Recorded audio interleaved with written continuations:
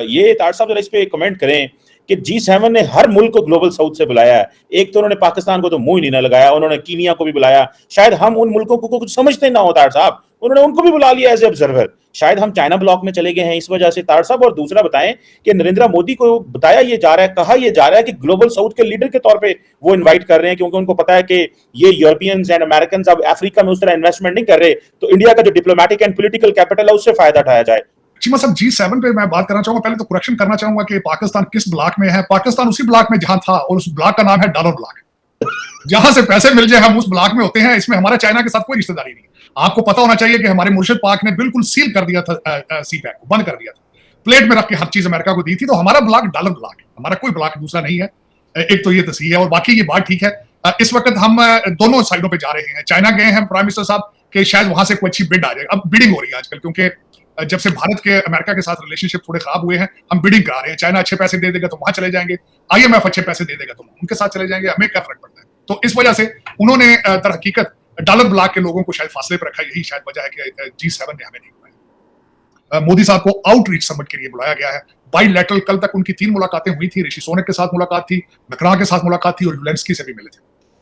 मोदी साहब का ये 5वां जो G7 का जो है वो 5वीं दफा वो आके इसमें शामिल हो रहे हैं। कल आज की अभी रिसेंट 1 मिनट पहले, कल तक वो he was on distance from Trudeau के साथ उनकी जो मुलाकात थी was not part of the schedule. लेकिन उससे भी अभी मैंने चेक किया 5 मिनट पहले, तो उनसे भी उनका शेक हैंड हुआ है। जिससे शेक हैंड नहीं हुआ वो हमारे बाबा जी हैं, जो बाइडेन साहब। बहाना ये किया गया है कि वो उनका जो स्केड्यूल उनका जो है वो डिफरेंट है, कॉन्फ्लिक्ट ऑफ स्केड्यूल है। हालांकि बाबा जी को कहीं टीके टूके लगा रहे होंगे साइड पे खड़े होकर, क्योंकि उन्होंने जो ड्रामे कई किए हैं वो मैं बताना चाहूंगा आपको। पहले तो जाते ही उन्होंने जॉर्जियो मेलोनी को सलूट ठोक दिया जाते ही सबसे पहले, हालांकि उसको शेक हैंड करना चाहिए था ये जिस तरह भी। फिर वहां से निकले हैं, और फिर जाते ही उन्होंने यूनेस्की जो यूक्रेन के दूसरा सलूट उन्होंने उसको ठोका है। फिर तीसरा उन्होंने ड्रामा जो किया है कि मुलाकात के अंदर जब बैठ के बातें होती डिप्लोमेसी की, तो बाबा जी ज़ाहिर ओवरडोज हैं, टीके लगे हैं उनको, वो सो गए हैं। फिर यूक्रेन के जो यूनेस्की उन्होंने जाके उठाया, चाचा जी आपने अभी हमें पैसों का चेक साइन करना है, प्लीज सोए ना आप। तो उन्होंने उठाया बल्कि जाके।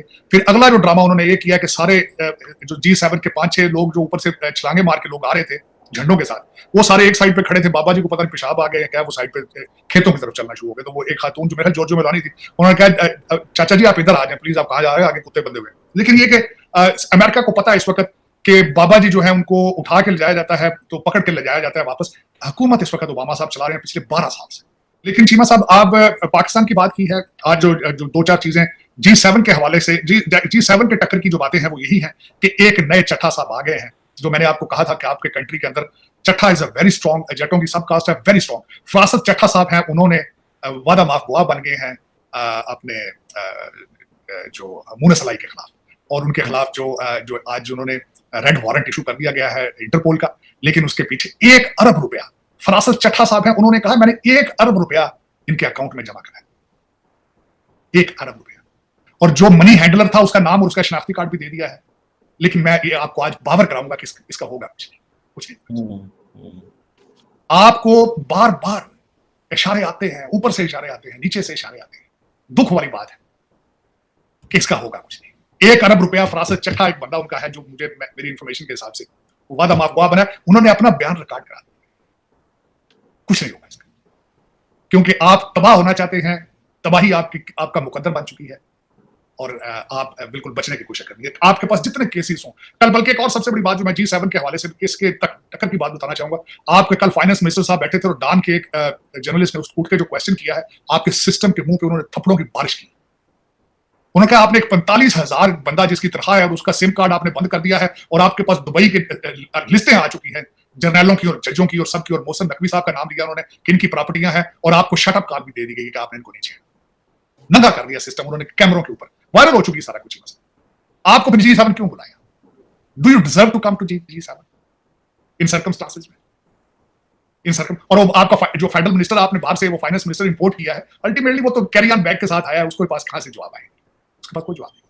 आफरीन है उस डान के जर्नलिस्ट की जिसने कल पूरे कौम को सारी दुनिया के सामने कपड़े उतार के उसने साइड में कर दिया। इन सर्कमस्टांसेस की वजह से चीमा साहब आप G7 में नहीं है आज, इस सर्कमस्टांसेस में, और चट्टों की वजह से नहीं है। चट्टे पहला जो चट्टा था उसके भी ताने बाने मुंह सलाई से मिलते थे।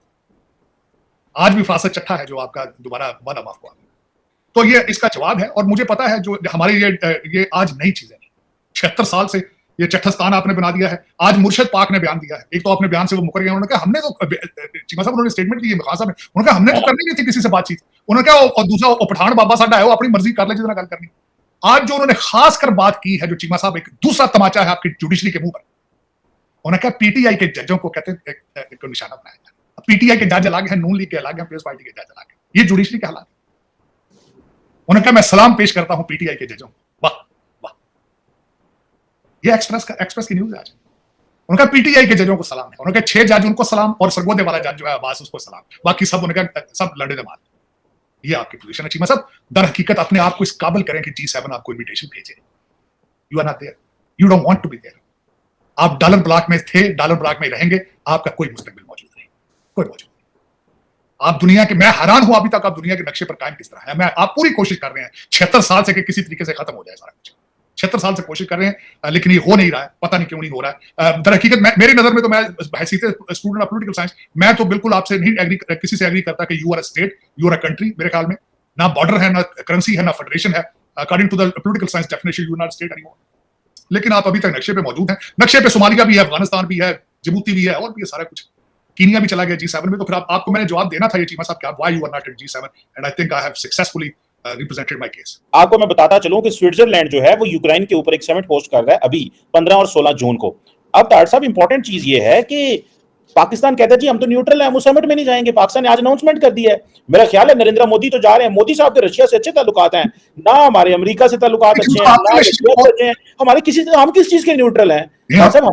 हम तो फिर प्रो चाइना हो गए ना, चाइना ब्लॉक में चले गए हैं। नहीं चीमा साहब, नहीं, आपने असला दिया यूक्रेन को, गोले भेजे, पैसे दे दिए, अमेरिका ने आपको पैसे दिए तो आपने असला भेजा, आप न्यूट्रल तो नहीं है। हाँ, कोई पैसों वाली बात हो तो शायद हम चले जाए, वो वहां पे स्विट्जरलैंड को घड़ियां शड़ियां चॉकलेट का कोई लालच दें तो हम शायद चले जाए।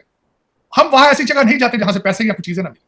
ये सिर्फ बात है, मैं पहले भी आपको कहा था, हम डॉलर बेस इकोनॉमी है ना, डॉलर बेस। हम तो डॉलर दिखाएं, आप हमें अभी कोई स्विट्जरलैंड से कुछ चीज दिखाएं तो आप हम बगैर बुलाए चले जाएंगे क्या? आप बुलाने की तो जरूरत ही नहीं है। हाँ, लेकिन आपने यूक्रेन के अंदर अपना हिस्सा बहुत डाला है, आपने वहां गोले दिए उनको, क्योंकि उनका सिस्टम रशियन थी चीजें उनके पास, और आपके पास रशियन पुराने गोले पड़े हुए थे। आपने अमेरिका के कहने पे पैसे दिए, IMF के कहने।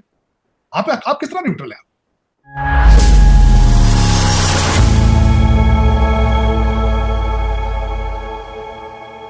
नमस्कार दोस्तों, प्रधानमंत्री मोदी लगातार तीसरी बार भारत के प्रधानमंत्री बनने के बाद इटली की पहली विदेश यात्रा करके लौटे हैं।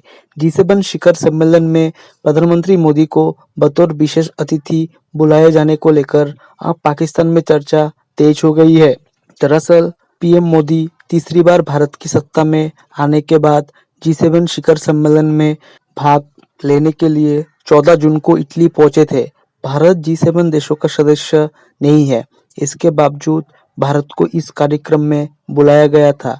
दूसरी तरफ पाकिस्तान और उसके दोस्त चीन को आमंत्रित नहीं किया गया। वहीं पाकिस्तान से भी छोटे कई देशों को बुलाया गया था। इस मसले को लेकर पाकिस्तान के एक्सपर्ट हैरान हैं। पाकिस्तानी मामलों के जानकार साजिद तरान ने इस मुद्दे को लेकर पाकिस्तान के जाने माने एक्सपर्ट कमर चीमा से बात की है।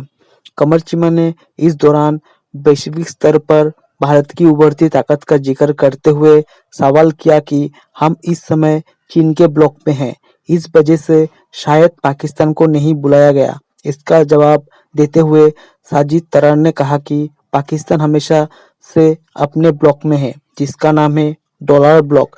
हमें जहां से पैसे मिल जाए हम उसी ब्लॉक में हैं। साजिद तरान ने आगे कहा कि चीन से हमारी कोई रिश्तेदारी नहीं है।